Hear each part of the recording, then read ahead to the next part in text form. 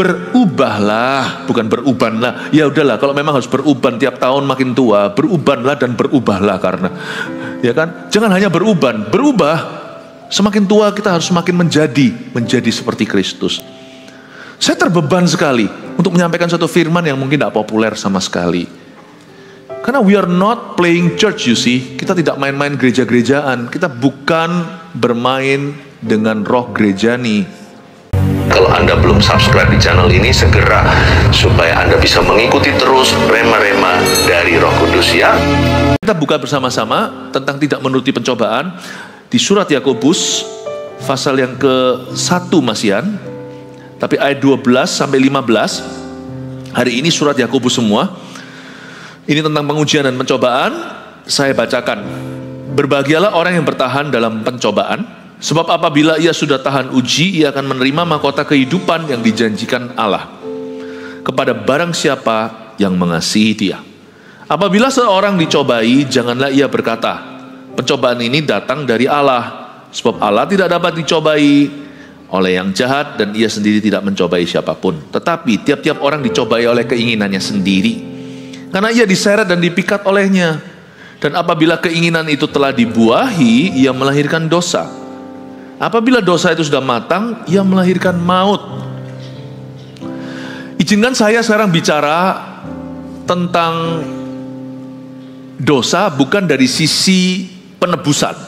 Paham ya? Coba saya giring dulu. Iman keselamatan itu nggak mempedulikan dosa kita seberapa, Tuhan ampuni semua. Dan Tuhan tidak pernah memberlakukan wait and see dulu. Tunggu dulu, sana setaat apa baru nanti boleh masuk ke sorga. Tuhan kalau ampuni, ampuni sungguhan. Kalau anak manusia memerdekakan, kau sungguh-sungguh merdeka. Itu indahnya.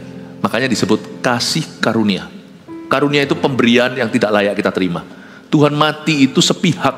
Nggak tanya kita dulu, pokoknya mati saat kita berdosa.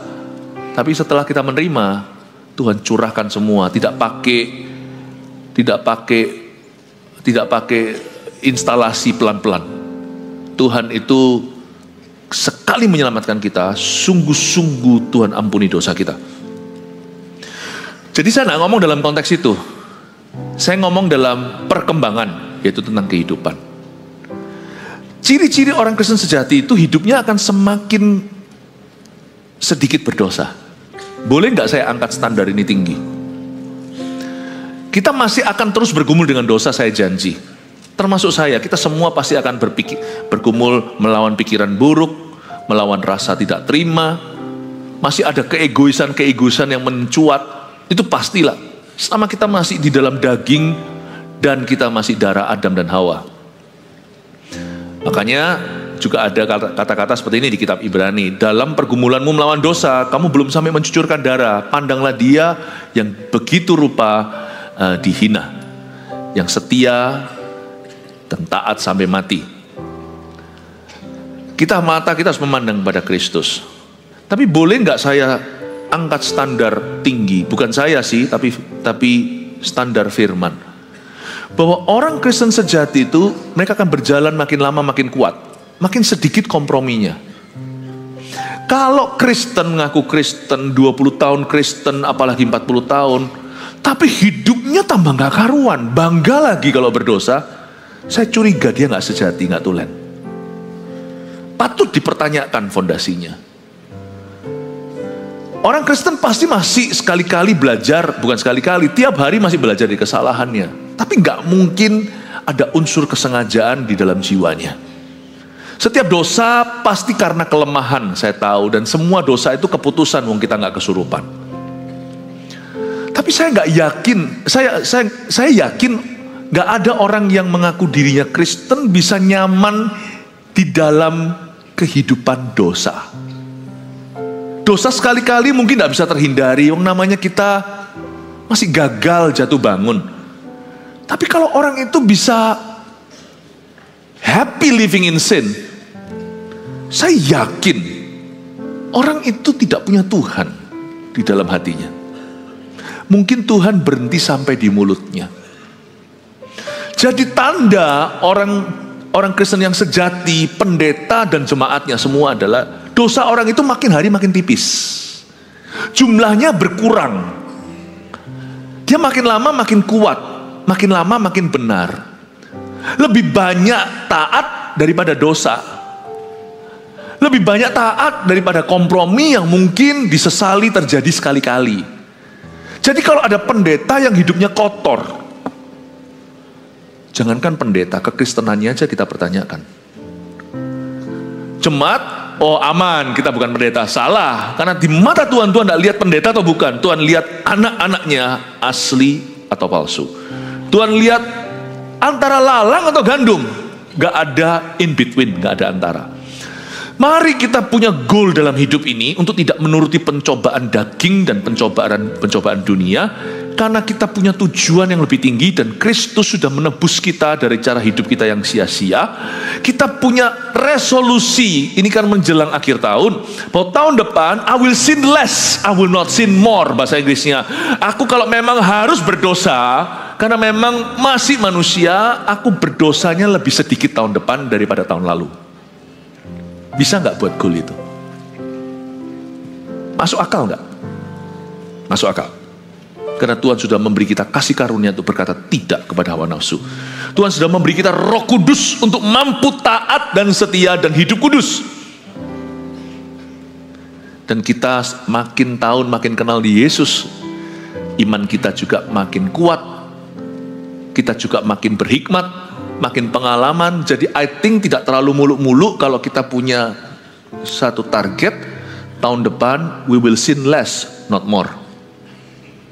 Di area di mana kita dulu jatuh, aku nggak mau lagi di kubangan itu. Aku mau bangkit di sana, di mana aku lemah. Kenapa aku digocoh terus di titik lemah? Kenapa aku belum berubah?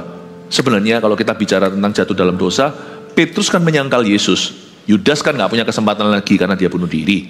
Yang satu menjual Yesus, yang satu menyangkali, yang satu mengkhianati. Petrus itu sekali. Tapi pernahkah Anda baca di Kisah Para Rasul atau mana, dia terus menerus menyangkali Yesus? Enggak kan? Sekali ya mari. Tuhan ampuni enggak? Kejahatannya Petrus menyangkali Yesus pakai sumpah serapah, pakai kutuk-kutukan segala di perapian itu jahanam loh. Itu sudah tergolong dosa menghujat Tuhan. Bukan menghujat Roh Kudus, menghujat Tuhan Yesus. Meskipun dosanya bisa diampuni, belum ditaraf menghujat Roh Allah. Tapi dosanya dia itu sudah kalibernya besar, itu dosanya serius loh. Dia menghujat Yesus untuk menyangkali bahwa dia tidak kenal orang itu, orang Nazaret itu. Tuhan bisa ampuni dia, itu menunjukkan kebesaran hati Bapa. Sekalipun Petrus lakukan itu 7 kali 70 kali, gak akankah Tuhan ampuni? Tuhan tetap akan ampuni. Tapi Petrus tidak lakukan 70 kali 7 soalnya, karena Petrus itu Kristen sejati. Gak ada orang bisa tahan 7 kali 70 kali terus menghujat yang sama. Mari kita buat goal untuk keluar bebas, menang dari belenggu dosa yang selama ini mengikat kita. Kalau dosa itu berapa orang berarti mulutnya penuh kebencian dan gosip, hatinya ada kepahitan, menyimpan dendam, atau secara seksualita, amoralitas yang terus-menerus pikirannya pornografi, atau perzinahan yang secara vulgar belak-belakan, apapun juga dosa, atau korupsi, tentang keuangan, love for money, cintakan uang itu akar kejahatan, atau suka marah-marah orangnya. Nanti kebaktian selanjutnya saya mau bahas tentang itu. Ayo berubahlah, bukan berubanlah. Ya udahlah, kalau memang harus beruban tiap tahun makin tua, berubanlah dan berubahlah. Karena ya kan, jangan hanya berubah. Semakin tua kita harus semakin menjadi seperti Kristus. Saya terbeban sekali untuk menyampaikan satu firman yang mungkin tidak populer sama sekali. Karena we are not playing church, you see. Kita tidak main-main gereja-gerejaan. Kita bukan bermain dengan roh gereja nih. Saya rindu jemaat yang kami gembalakan ini makin hari makin suci. Makin hari makin kudus. Dan makin kudus suci bukan karena liturgi. Kita kira kita datang, wah ini sakral. Bukan, yang sakral itu terutama adalah hidup jemaatnya. So my goal is for your life to be more and more pure. Target saya sebagai gembala, target kami sebagai gembala-gembalamu adalah untuk melihat hidupmu makin kudus, makin layak bagi Kristus. Supaya Anda dipakai sebagai perabotan mulia, bukan perabotan biasa. Saya kalau nggak mau masuk ke area begini pun nggak apa-apa, kok orang juga nggak tahu. Tapi kami tidak mau membangun gereja yang kualitasnya jerami. Kami mau membangun gereja yang kualitasnya mulia. Church to us, gereja bagi kami itu kualitas hidup jemaatnya. Bukan hanya gedungnya, meskipun kita bangun gedung terus. Nah kalau nggak ada gedung kan kasihan. Izinnya nggak ada, tendang kanan, tendang kiri, ping, pong, ping terus kemana-mana, kan kasihan jemaat. Tetap ada rumah, ada tempat. Bait suci pun di perjanjian lama didirikan. Tetap ada kemah pertemuan. But church is actually your life. Engkaulah ladang Kristus. Engkaulah bangunannya. Kami ini ahli bangunannya, kata Paulus. I'm a master builder, kata Paulus. Yang ku bangun adalah hidup jemaat. Jadi goal dan target saya, target kami mewakili semua gembala, jajaran gembala adalah kehidupanmu makin layak bagi Kristus dan semakin dipakai oleh Yesus Kristus. Kasih tepuk tangan untuk Tuhan kalau Anda setuju. Jadi saya harus urusi sampai urusan-urusan yang sum-sum sendi, termasuk kebaktian sebelum ini, sosial ekonomi, yang jenjang-jenjang miskin, kaya, mitos-mitosnya apa, saya pretelin semua. Supaya ke dalam benar, horizontal betul, vertikal berkenan. Suatu umat yang layaklah masuk ke sorga. Saya nggak bisa buat Anda masuk sorga, itu urusan Tuhan yang mati bagimu dan Anda menerimanya. Tapi kalau Anda dipercayakan ke tangan kami akan kerjakan sebaik-baiknya keselamatan ini. Kerjakan keselamatanmu itu tidak hanya keselamatan diri sendiri, keselamatan orang lain yang dipercayakan kepadamu. Tak kerjakan, bukan tak kerjain. Jadi kalau Anda memang berniat untuk bertumbuh secara murni, mungkin ini gereja yang perlu Anda pertimbangkan. Jika kalau Anda pertama kali datang, welcome lounge menanti, sekalian saya umumkan di sini. Ya, nanti mampir sana, kenalkan saya mau tertanam di sini, nanti kami aturkan. Tidak ada orang-orang kepo kok di situ, yang kepo mau tahu tentang hidupmu semuanya. Kalau mereka di sana itu mereka berkorban, mereka mau tahu supaya bisa bantu. Saya dorong Anda, gereja ini akan mendidik Anda di dalam kemurnian. Saya punya goal, bukan hanya untuk Anda, untuk saya juga. That we will sin less, not sin more. Supaya nanti orang tua, dengan begitu nanti yang menuai hasilnya, yang mengecap madunya siapa? Ya Anda sendirilah, misalnya kalau papa di rumah, suami Anda atau papa Anda itu makin takut akan Tuhan, bukankah keluarga Anda semakin harmonis? Siapa yang akan merasakan? Kalau istri Anda semakin takut akan Tuhan, bukannya justru benar-benar satu rumah tangga diopenin, betul-betul dirawat, ya, betul-betul dirawat. Bukankah keluarga Anda semakin diberkati? Kalau Anda takut akan Tuhan, siapa sih yang untung? Album Eagle Kids, album itu untuk siapa juga? Yang untung kan Anda. Nggak perlu terlalu repot seperti orang tua tertentu yang harus melawan narkoba dalam hidup anaknya. Anterin ke gereja itu repotnya apa? Hari Sabtu misalnya voltage jam 1, lebih baik daripada anterin anak ke rehab. Yang untung itu jemaat. Oke, mari kita bahas sekarang ayat per ayat. Tidak menuruti pencobaan, begini caranya. Berbahagialah orang yang bertahan dalam pencobaan. Stop. Ada kata berbahagialah, di sini artinya blessed is he. Jadi ternyata bertahan dalam pencobaan alias tidak menuruti pencobaan itu mendatangkan berkat. Simple aja deh. Kalau saya bilang berkat, gak tentu materi, juga materi. Karena berkat rohani dan materi itu seringkali korelasi. Coba lihat ya, orang kalau pernikahannya gak benar, dia jatuh dalam perselingkuhan, pekerjaannya pun bisa terseret, tidak diberkati. Jadi gak beres. Misal orang jatuh dalam kecanduan, anak muda pornografi, lihat, studi sekolahnya pun paling tidak social life-nya pun terganggu. Pacarannya pun tidak betul.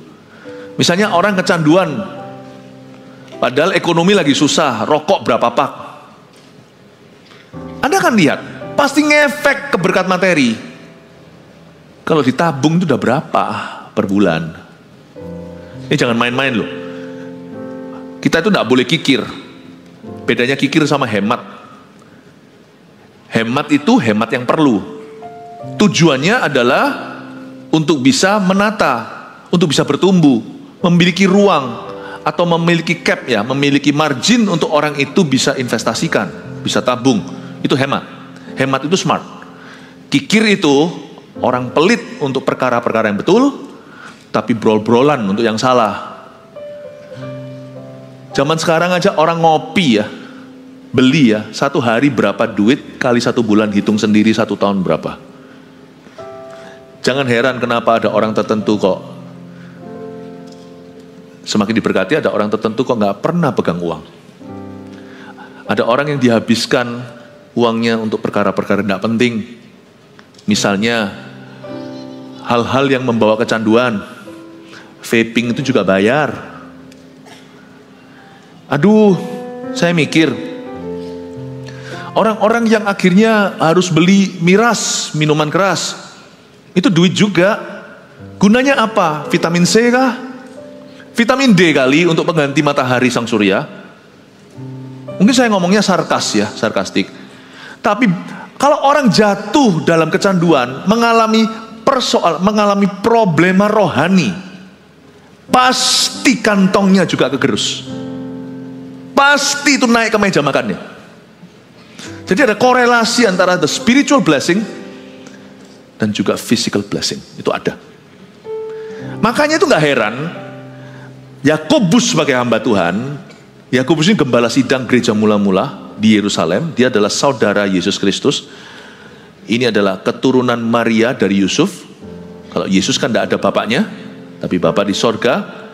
Yesus lahir lewat perawan Maria. Tapi ini adalah anak dari pernikahan Maria dan Yusuf. Dia menggembalakan jemaat. Dia sangat memahami hati Tuhan.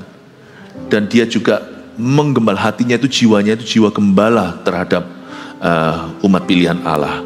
Dia berkata gini, guys, jemaat terkasih, kalau kalian mau diberkati, bahkan secara materi, jangan nuruti pencobaan dagingmu. I love it. Sangat realistik. Jikalau Anda ingin melihat berkat, jangan menentang kehendak Tuhan. Bukan berarti orang yang melakukan kehendak Tuhan selalu happy, selalu healthy. Ya nggak tentu. Di hidup ini kau akan selalu mengalami pencobaan, tapi kuatkan hatimu. Aku telah mengalahkan dunia, kata Yesus di Yohanes 14. Bukan berarti kalau orang itu nurut sama Yesus itu hidupnya itu smooth terus atau mulus. Dan tidak pernah mengalami geronjalan, nggak pernah sakit, nggak pernah ada masalah, nggak pernah dilukai oleh sesama, nggak pernah dikhianati, nggak pernah dibenci. Nggak mungkin itu terjadi.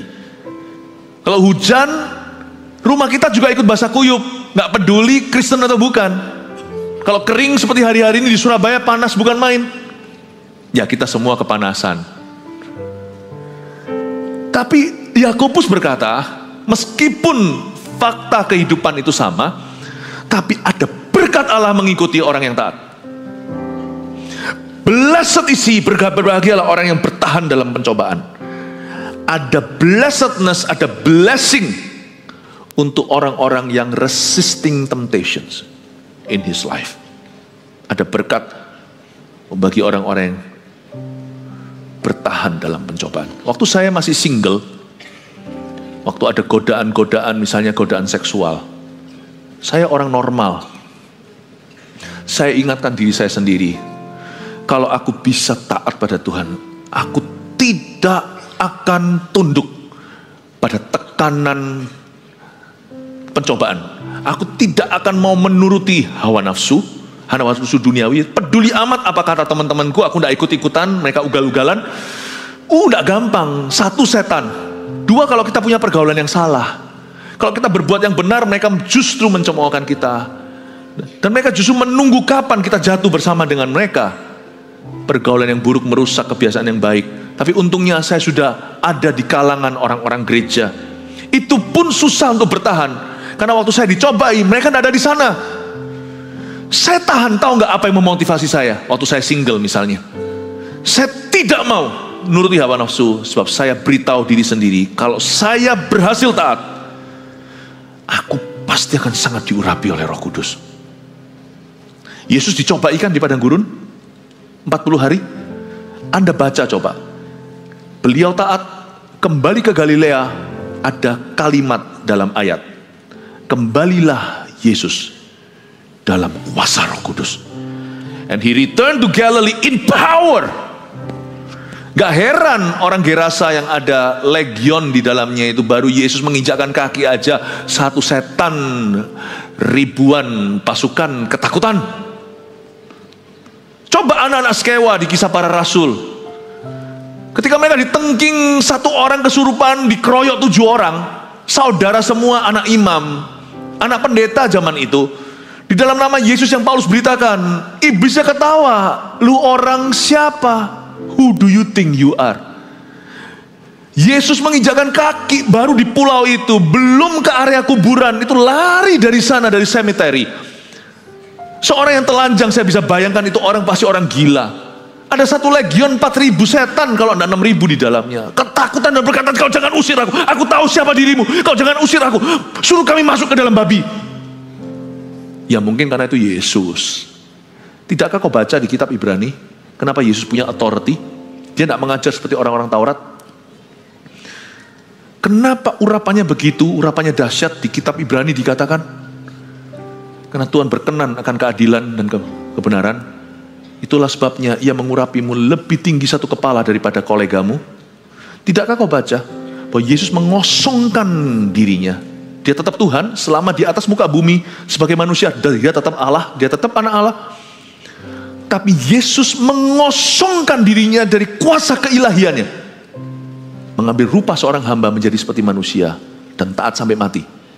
Dan Roh Kuduslah yang turun saat baptisannya.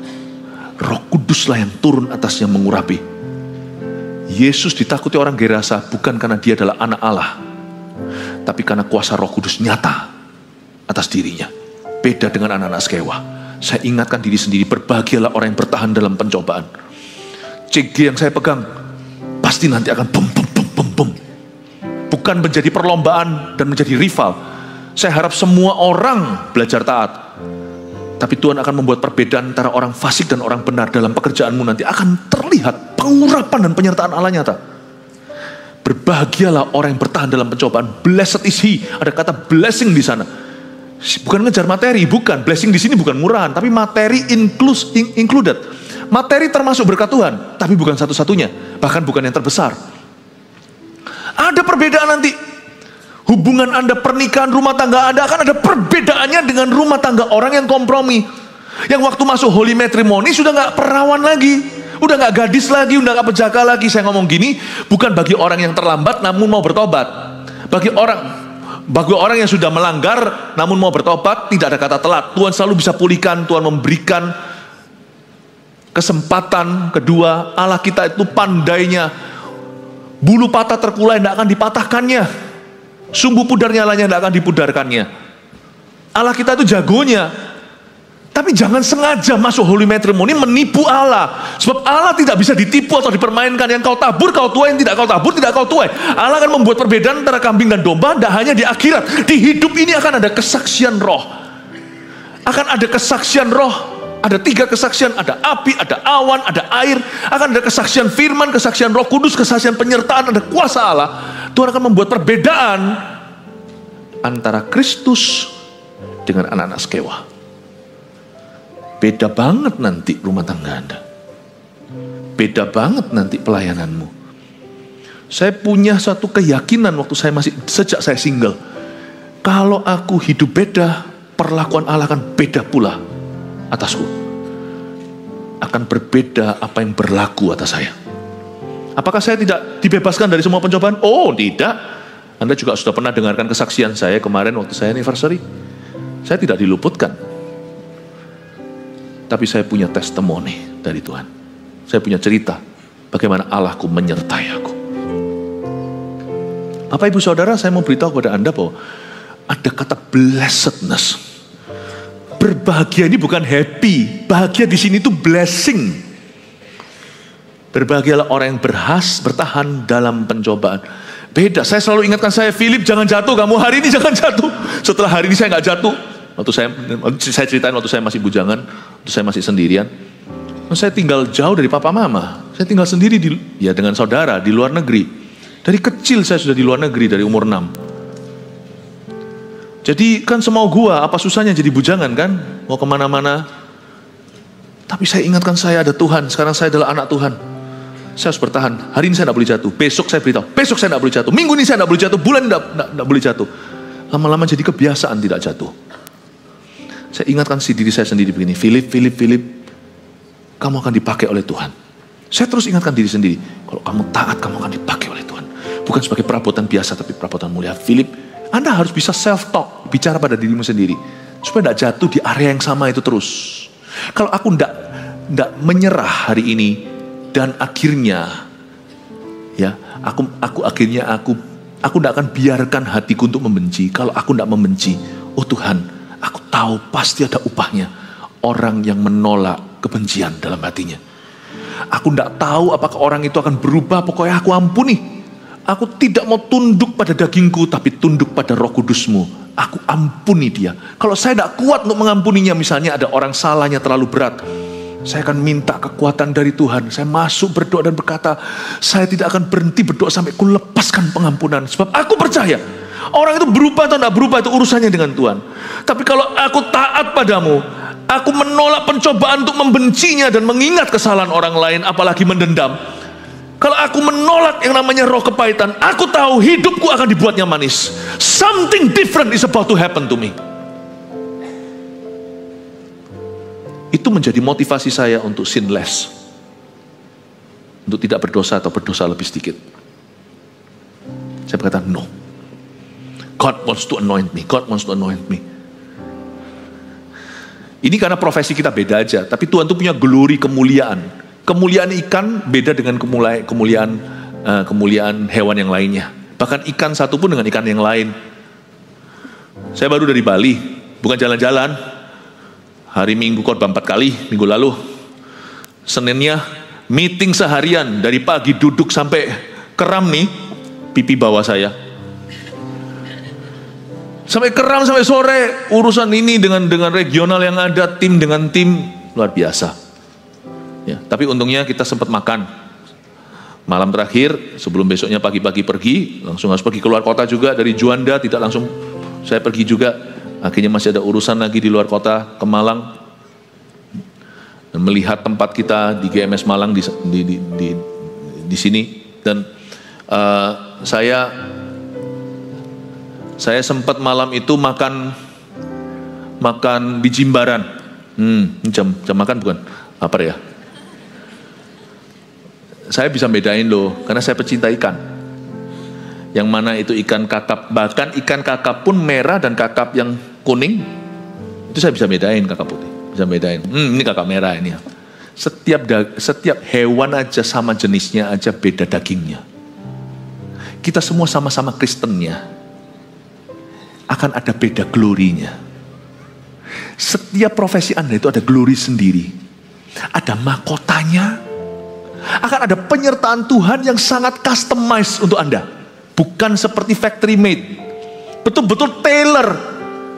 Seperti diukur persis dengan pundakmu. Tidak size-nya cuma SML. Tapi memang betul-betul dibikin untuk Anda. Size Anda itu persis semuanya. Tuhan itu punya kemuliaan dan mahkota kehidupan untuk setiap kita. Karena kita itu garis hidupnya berbeda. Meskipun misi kita sama di gereja, sidik jari pun tidak sama, Tuhan itu punya kemuliaan sendiri-sendiri. Tapi sama jalan masuknya. Tidak menuruti pencobaan dalam langkah pertama. Kalau Anda mau melihat nanti jalur keturunanmu, family tree atau pohon kehidupan, pohon keluarga Anda itu nanti turun-temurun ada hamba Tuhan yang dipilih. Ada orang-orang besar. Bukan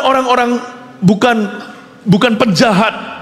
Di dalam silsilah keluarga Anda mesti bayar harga. Taat pada Tuhan itu adalah harga pertama. Keselamatan memang bebas biaya. Kemuliaan ada harganya. Kita bayar harga supaya turun-temurun anak-anak kami, anak cucu semuanya akan keluar hamba-hamba Tuhan, presiden, semuanya. Tapi coba lihat. Seorang penyembah berhala, seorang pemuja setan, Anda kan lihat turun-temurun penjahat, masuk penjara sekian tahun, koruptor, semuanya masih turun. Kutuk itu ada. Nggak selalu, ada yang selalu bisa break the curse kalau tiba-tiba ada hati orang yang tergugah. Tapi dia pasti ngalami perang yang luar biasa. Sedangkan dari sisi sananya, orang yang taat itu cuma tinggal warisan, tinggal percaya. Beda, blessedness, diberkatilah orang yang orang yang bertahan dalam pencobaan. Sebab apabila ia sudah tahan uji, kata tahan uji di situ dalam bahasa Yunaninya artinya approved by God, bukan hanya lulus. Itu dapat stempel approval dari Tuhan. Apabila ia sudah tahan uji, kalau dia sudah di-approve sama Tuhan, ia akan menerima mahkota kehidupan yang dijanjikan Allah. Hari-hari ini saya mempelajari, saya itu kalau belajar itu matriks ya, kalau saya belajar Alkitab itu matriks. Anda tidak usah tiru. Saya tidak belajarnya dengan cara kaku. Jadi hari yang sama itu saya bisa belajar perjanjian baru, perjanjian lama. Lalu saya juga belajar yang bukan sesuai disiplin, tapi juga kasih ruang untuk yang semau gua. Ada Alkitab bagian-bagian itu yang saya betul-betul yang makan disiplin tiap hari 5 roti doa ikan apa 4 sehat 5 sempurnanya. Tapi ada juga ayat-ayat yang saya tergerak kepingin tahu, saya selidiki itu. Kemarin secara iseng snacking firman, saya mempelajari silsilahnya Sem, Ham dan Yafet. Luar biasa. Anda tahu perbedaannya antara Ham yang menabur yang salah, yang memberontak demikian rupa, menceritakan ketelanjangan papanya, itu turun-temurun, kutuk itu banyak, ya. Makanya jangan makan Ham terlalu banyak, kolesterolan, itu tidak ada hubungannya. Tapi Ham itu kalau Anda pelajari ya, turun-temurun, ya ampun, Filistin dari sana, mana-mana tumpas semua. Sem, Yafet, ada banyak keturunan yang dari berkat-berkat Tuhan. Saya iseng aja, ternyata saya melihat bahwa ada sebuah patron. Orang yang bertahan dalam pencobaan, yang nurut sama Tuhan itu, betul-betul disebut berbahagia itu, setuju saya. Itu terbukti benar-benar mereka itu diberkati turun-temurun. Itu ada, berkat itu ada. Dan mereka akan menerima mahkota kehidupan yang dijanjikan Allah kepada barang siapa yang mengasihi Dia. Saya ulang lagi, sebab apabila ia sudah tahan uji, ia akan menerima mahkota kehidupan yang dijanjikan Allah kepada, garis bawah ini, barang siapa yang mengasihi Dia. Barang siapa yang mengasihi Dia, barang siapa yang mengasihi Dia. Kalau kita itu merasa hidup kita itu terlalu gampang jatuh dalam pencobaan, kemungkinan masalah terbesarnya bukan kita itu tidak tahan godaan, tapi kita tidak punya tujuan hidup yang kuat. Sebab orang yang punya tujuan hidup yang kuat tidak gampang goyah. Coba lihat ya, orang yang hanya mau diet. Aku mau diet, tapi ikut-ikutan. Dietnya keluar dari keluhan, nambah 2 kilo akhir-akhir ini misalnya. Dengan orang yang mau diet, jaga berat badan karena dia karena ada suatu tujuan. Misalnya orang ini atlet, ya, menjaga berat badan. Beda loh. Dasar kita yang bukan atlet ini, kita ini kan cul-culan. Saya pernah sekali makan bersama-sama dengan seorang atlet, teman saya. Dan saya godain dia, ya namanya teman, ayolah makanlah ini ice cream. Nah. Wih tahan loh, kita semua makan, dia enggak. Karena tujuannya jelas. Jadi kalau Anda merasa hari-hari ini tidak tahan godaan, mungkin yang lemah itu tujuan Anda. Bukan karena kita itu nggak tahan pencobaan, tapi tujuannya. Jadi kalau kita mau semakin taat, temukan tujuan. Dan salah satu tujuan tadi itu adalah bagi saya tadi saya cerita waktu saya masih single, itu adalah diurapi. Dan Tuhan juga bicara lewat bahasa yang saya ngerti. Hari-hari di mana saya betul-betul jaga hati. Saya masih ingat kok namanya laki-laki itu kan mata lemah, ya kan?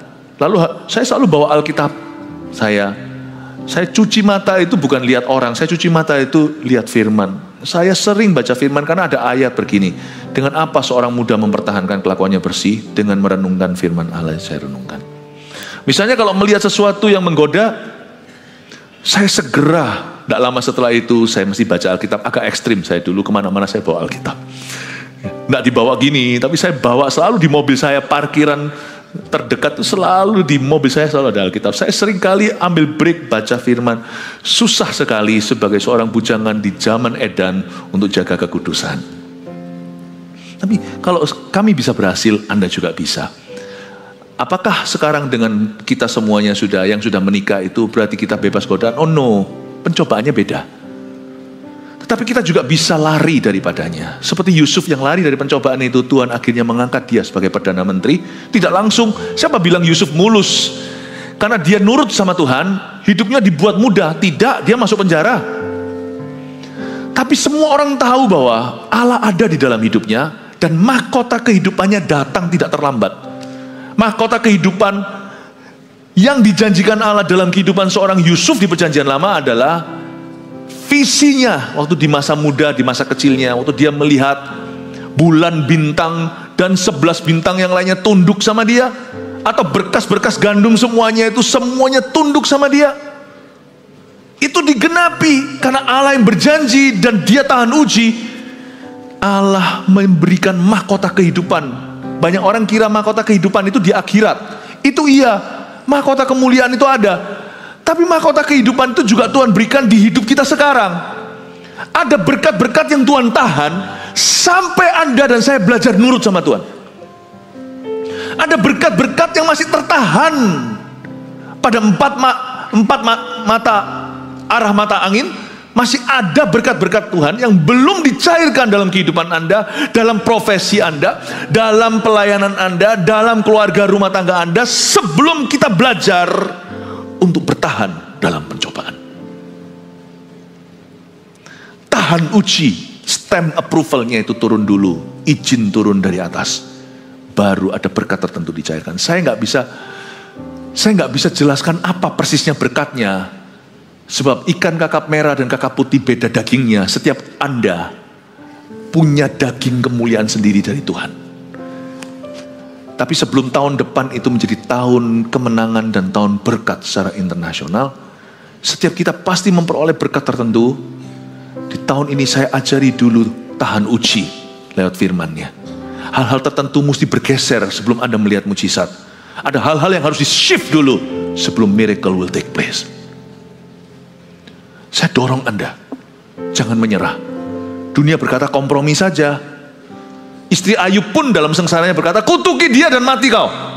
Ayub berkata, tidak. Coba lihat pada akhirnya. Meskipun anaknya 10 itu tetap mati, tidak kembali, tapi Tuhan kembalikan anak-anak yang sama bagus. Tidak akan menggantikan, tetap dia berduka, tapi Allah tidak kekurangan apa-apa dalam kehidupan Ayub.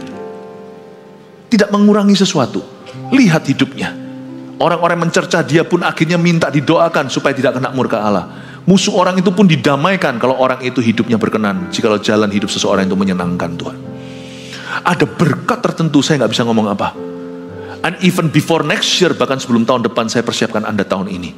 Jemaat terkasih, ada mahkota kehidupan yang Tuhan siapkan di masing-masing kepala yang mendengarkan khotbah saya hari ini. Saya perlu buat di dalam nama Yesus. Tapi kau jangan kompromi. Kejatuhan kita pun beda-beda, di area tidak sama. Kejatuhan setiap orang itu tidak sama, karena bibit bobot bebet kita semua beda, kumat-kumatan juga tak sama.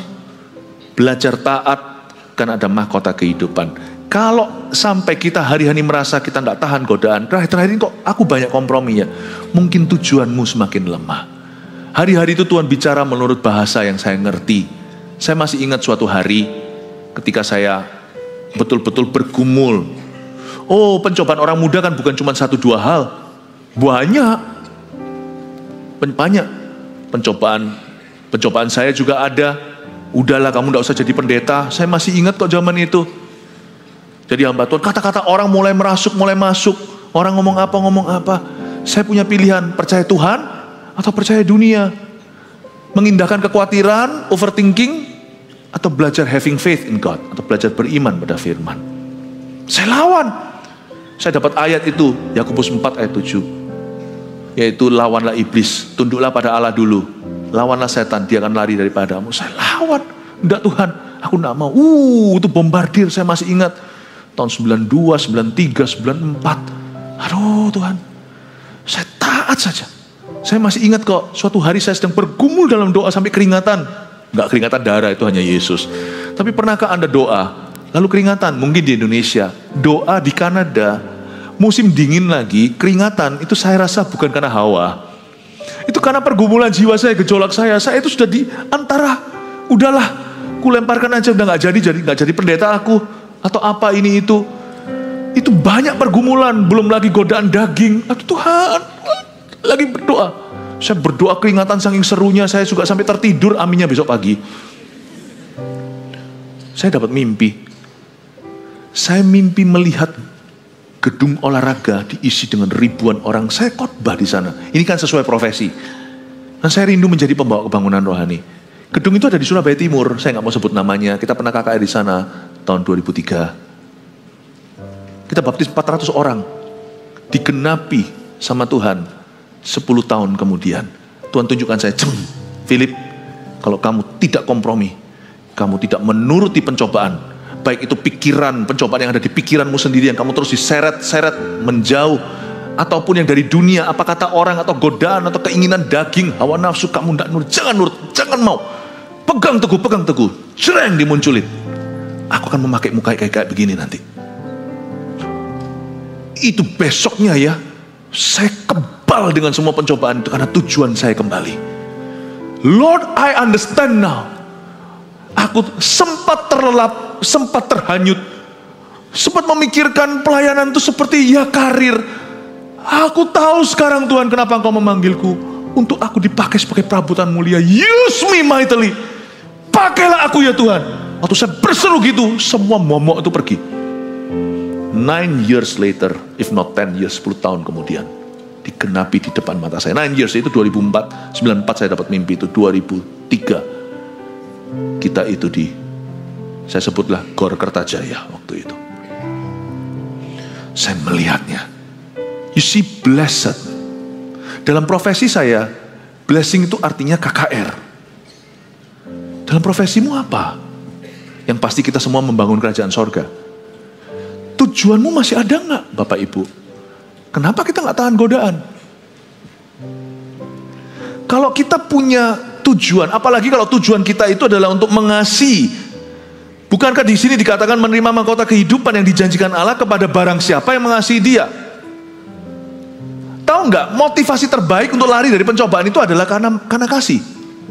Misalnya seorang ayah atau seorang papa mama, sama lah suami istri hari-hari ini itu emansipasi benar-benar yang bisa merusak rumah tangga itu bukan hanya laki-laki, perempuan juga bisa. Kalau Anda cinta anak-anak Anda tidak akan jadi serupa dengan dunia. Kalau kita ingat, sudah diingatkan di dalam gereja lewat sebuah khotbah bahwa ada berkat, ada kutuk keturunan. Keturunan kita bisa bebas dari kutuk itu, tapi mereka pasti berdarah-darah dulu.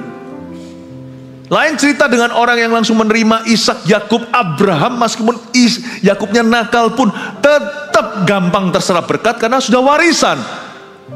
Kelakuan Abraham itu berdampak turun-temurun. Kalau Anda menyadari ini dan Anda mengasihi anak-anak Anda tidak akan selingkuh. Tidak akan selingkuh. Why? Karena love for your children is greater.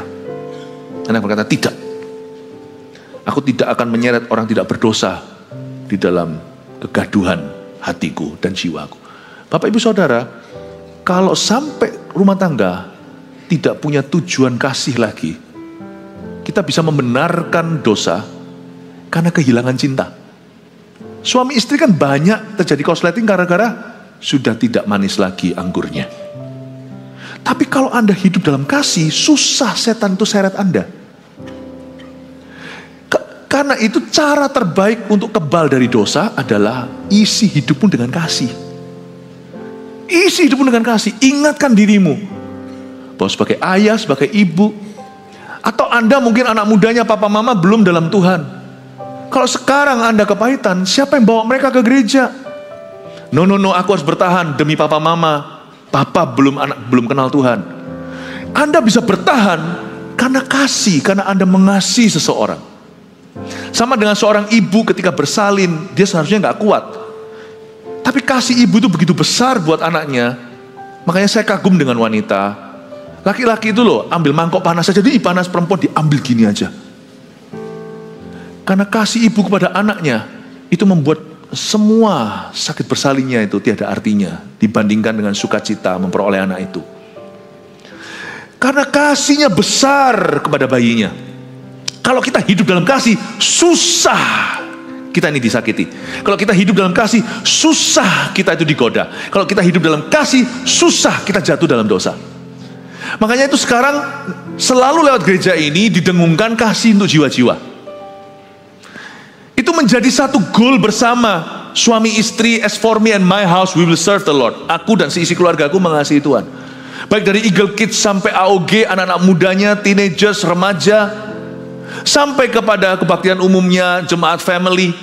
Kita dengungkan, 1000 gereja 1 juta murid ini tentang jiwa-jiwa. Kita semua punya common goal, kita semua punya target bersama. Mengasihi manusia untuk Tuhan dan mengasihi Tuhan. Kalau kita bisa hidup dalam visi itu, yang dilindungi bukan visi itu, yang dilindungi adalah hidupmu. Visi jemaat itu tidak pernah untuk gereja. Visi gereja itu untuk jemaat. Bapak ibu saudara, kalau hidupmu mulai goyah dan setan gampang goda, pratanda visimu lemah, tujuan hidupmu tidak ada, dan kau tidak mengasihi siapa-siapa. Bahaya orang kayak gitu, sebab dosa itu bermula dari mengasihi diri sendiri. Because I want it, I want to please me. Aku mau menyenangkan diriku. Aku mau gini, lu mau apa? Aku marah, ya harus dipuaskan dengan melampiaskan. Aku kepingin barang itu, aku harus beli dengan segala cara. Pokoknya ku halalkan segala cara demi memperoleh yang ku mau. Dosa itu tidak bermula dengan perbuatan jahat. Dosa itu selalu mulai dengan mengasihi diri sendiri saja. Sekarang paham ya bagaimana kita tidak menurut pencobaan. Orang Kristen sejati itu punya target kasih.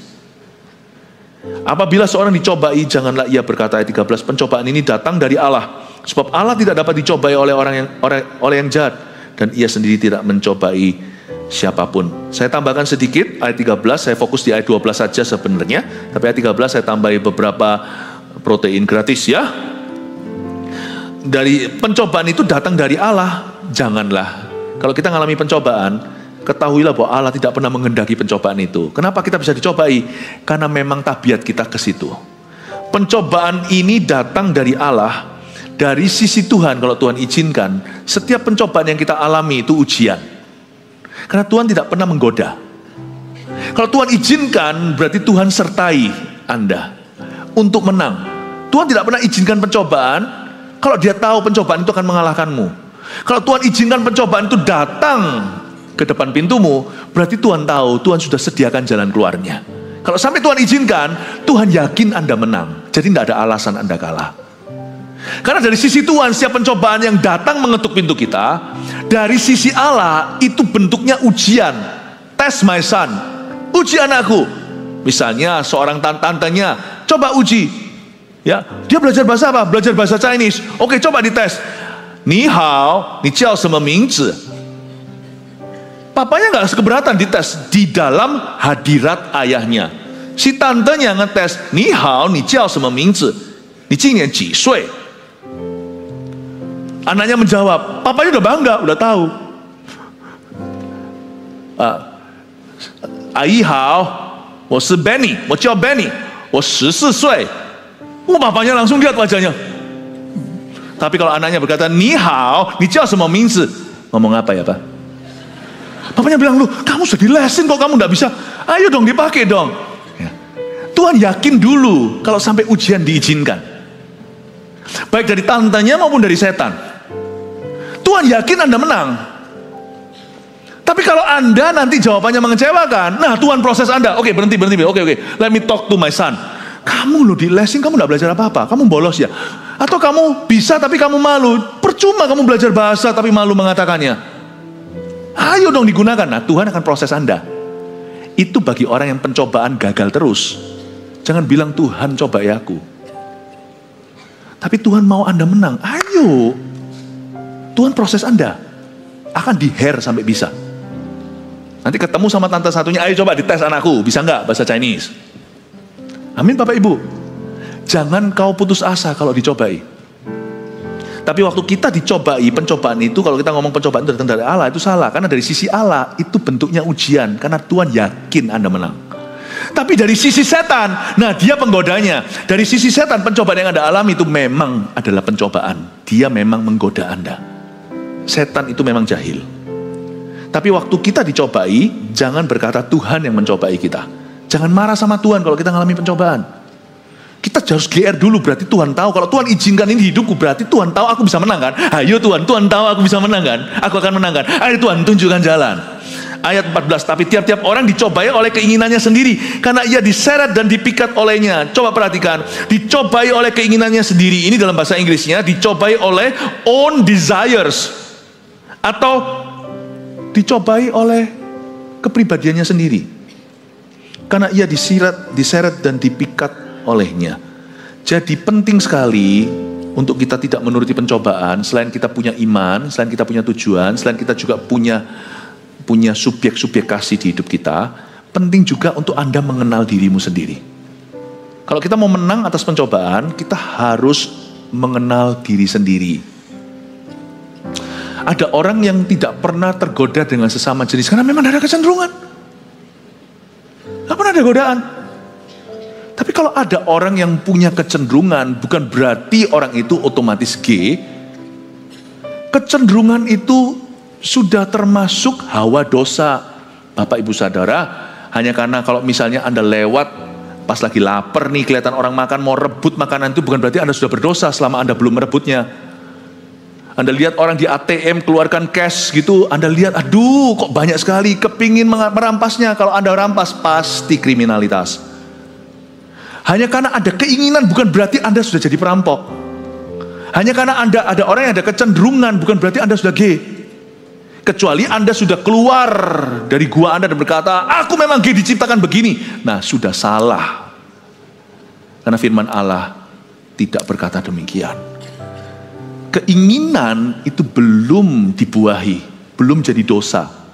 Tapi kalau memang sudah ada percikan-percikan di sana, jangan kau beri makan supaya manusia dosanya jangan lebih kuat. Kenali dirimu. Bagi orang lain yang sesama gitu nggak pernah tertarik. Kami yang nggak ada masalah itu, sana mau dandan secakap apapun juga nggak tertarik aku. Tapi kalau kita tahu kita itu tidak ada kecenderungan demikian, malah sebaliknya dengan lawan jenis, ya jangan konseling sendirian, pacaran jangan di kamar. Kenali dirimu, bahwa Anda bisa jatuh di area itu.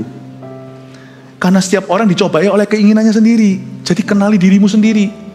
Kalau kita itu lemah dengan money, dengan uang, jangan terus berkutat di situ. Minta bantuan suami istri misalnya, suaminya itu lebih nggak bisa, istrinya lebih nggak bisa uang itu begitu, lebih baik pegang uang yang bisa menghematnya.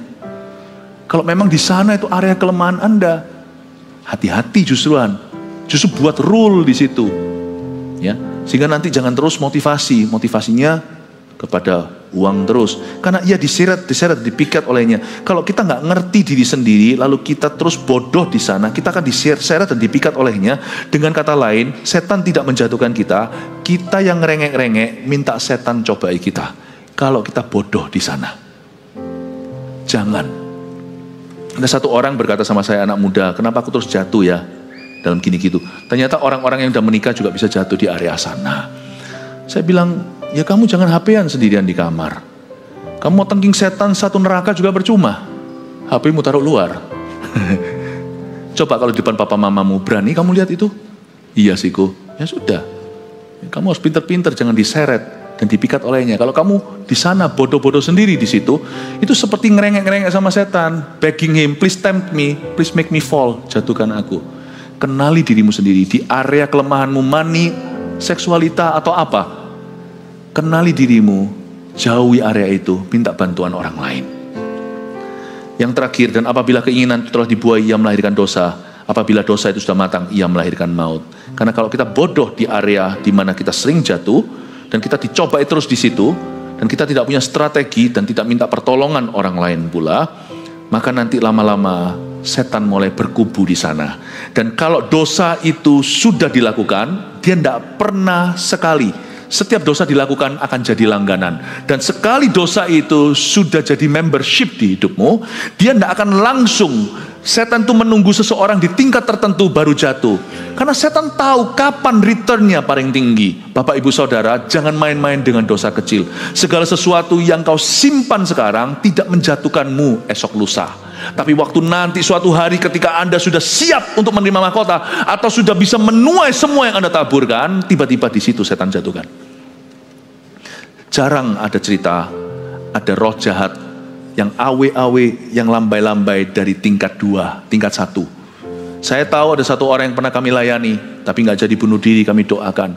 Dia cerita waktu dia lagi stres sekali itu, dia melihat seperti ada manusia di depan jendela.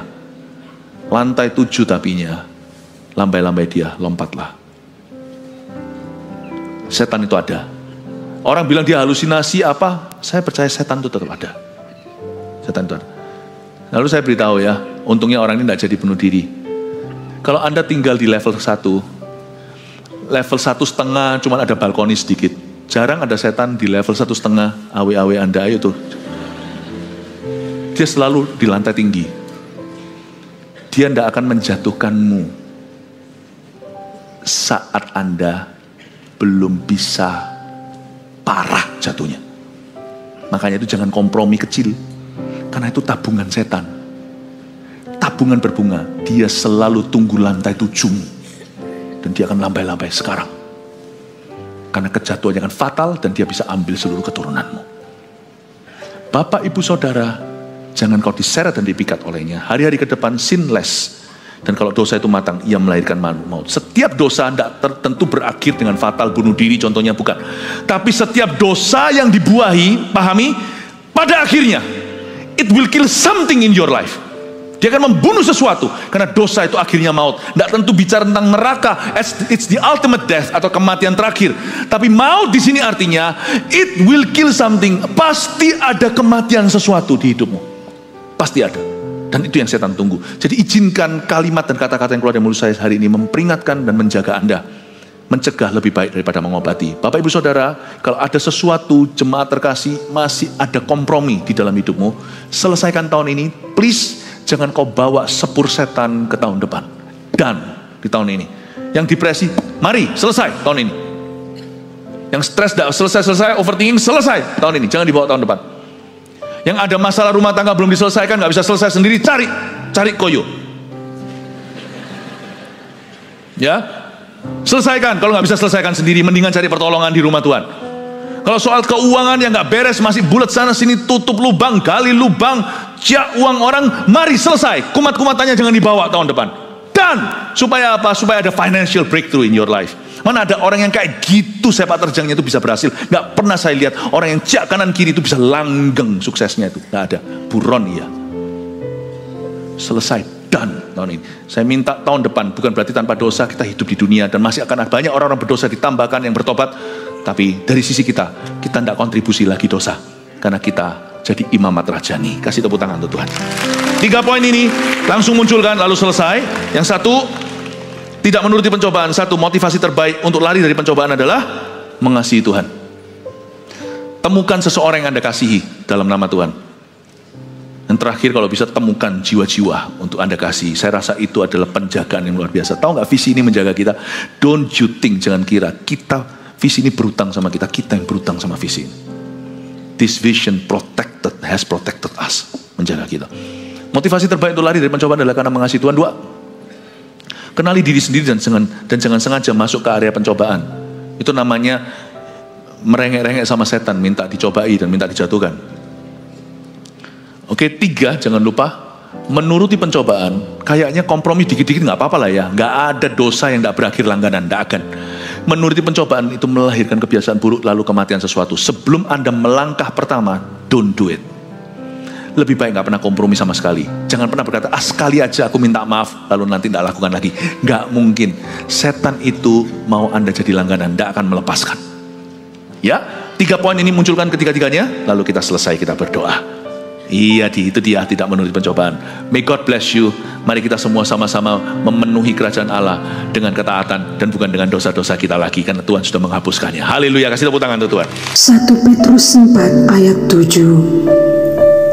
Kesudahan segala sesuatu sudah dekat.